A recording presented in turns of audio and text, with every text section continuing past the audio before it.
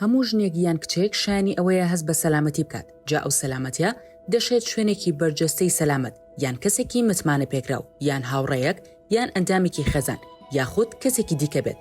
و دەشێت شوێنێکی سەرهێڵ یان نابەرجەستە بێت یان تەنانەت شوێنێک بێت کە خۆت بۆ خۆتی دروست بکەیت.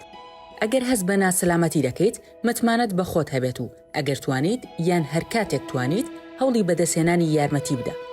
دەشێت هەست بە تەنهایی بکەیت، بەڵام هیچ کەسێک مافی ئەوەی نییە هەستێکی نائاسوودەی یان ناسەلامەتیت پێ ببەخشێت.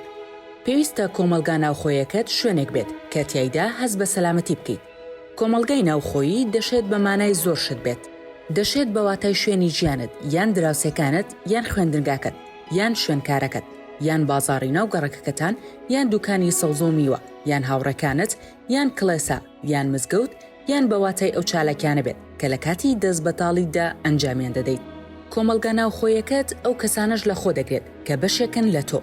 تۆ ناتوانیت کردارەکانی کەسانی دیکە بخەیتە ژێر جڵەوی خۆتەوە و ئەگەر بەدەستی کەسێکی دیکە ڕوبەڕووی توندوتیژی کرایتەوە ئەو هەرگیز هەڵی تۆی تێدا نییە.